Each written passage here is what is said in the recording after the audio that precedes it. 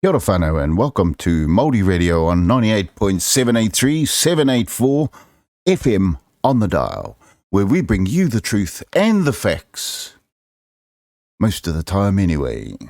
Kia ora everybody, welcome to Sunday the 28th of November.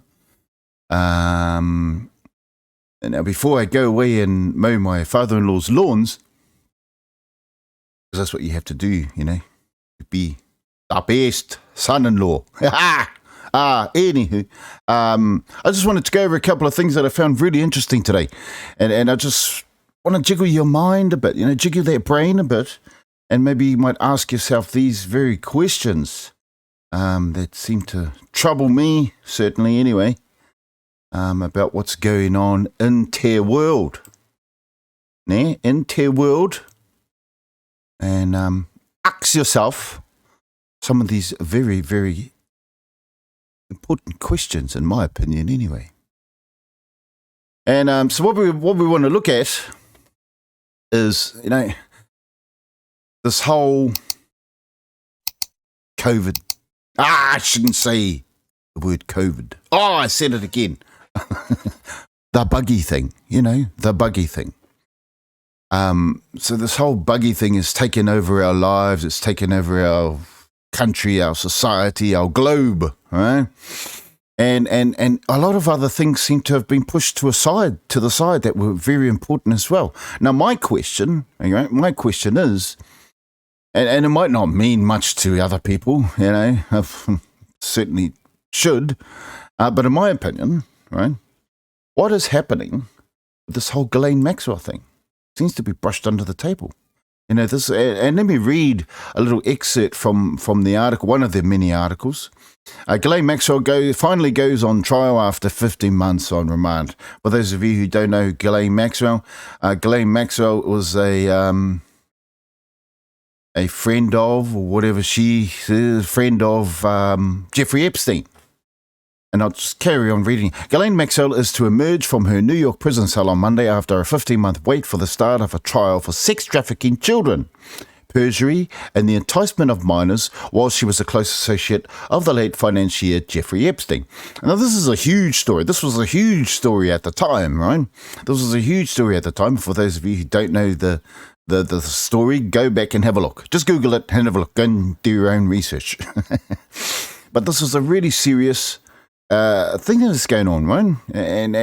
But now it seems to have been brushed under the table. Now, when we look at something like this Kyle Rittenhouse, I think this was a gentleman who defended himself in a riot that was going on at the time in the US, and that was televised for the world to see.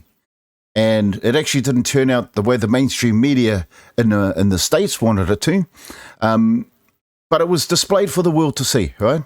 And it changed the thinking in some people's minds. In fact, some people actually changed the way that, because initially they thought that this young man had killed 3 black people, right? But they didn't actually find out till the trial started that none of the people that he shot were black.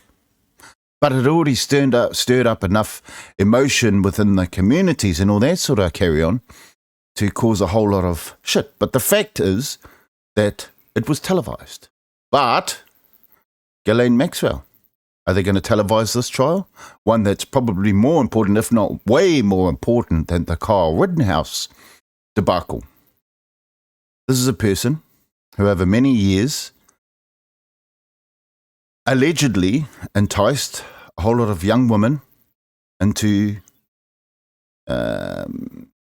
Epstein's little web of things that are going on or went on at the time, all the sex trafficking, and but we don't. That's been brushed under the table. You know, the other thing that has been brushed under the table at the moment, and this is from our own media, Pandora Papers. Remember then?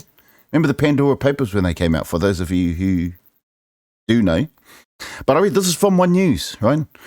Pandora Papers, $300 million hid in New Zealand trusts by Catholic order.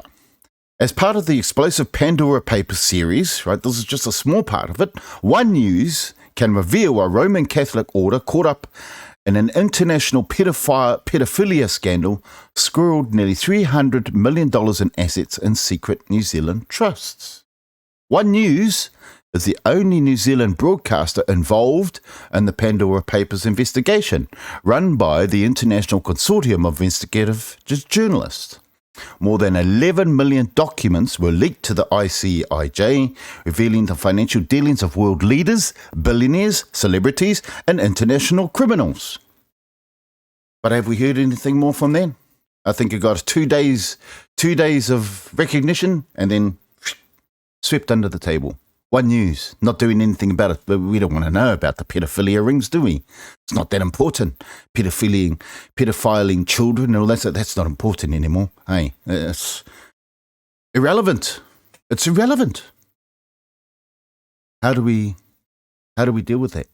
And these are things that don't make sense to me, and I think we should be still asking questions of our mainstream media and our government. What is their position on some of this stuff? No position. They don't care. They don't give a shit. Huh? They don't give a shit. And then, of course, back to our corridor yesterday about the new buggy thing, the new variant of the buggy thing, the Omicron variant. UK fears Twickenham rugby match a super spreader event. Wasn't everyone in this event supposed to be vaccinated? Something? I don't know. More than 80,000 rugby fans who attended the England versus South Africa game at the Twickenham last weekend are being urged to come forward for testing if they had COVID symptoms. I said the buggy thingy symptoms in a bid to stamp out the new Omicron variant before it gets a grip on the British population. There's a whole lot of shit going on, whānau. Hey, there's a whole lot of shit going on. But in my opinion, some of these other things that, the Pandora thing, the Ghislaine Maxwell thing, that these things are important as well. And they need, questions need to be asked about those and why they've been covered up. Why they've been swept under the table. Why are these not important? Why is not child sex trafficking not important? Why is this whole, again, more child sex trafficking and pedophilia? Why are these things not important? Are our children not important? Ask yourself those questions, whānau. And that's us for the afternoon, whānau. So I'm heading off to go and mow my father-in-law's lawns because I'm the greatest son-in-law. But I want to leave you with something. Don't forget, whānau, something you all should know this. Mandates are not law, whānau. Mandates are not law. They're just two guys out having dinner. Get it? Mandates. Yeah, okay. Laters. Love yous all. Cheers.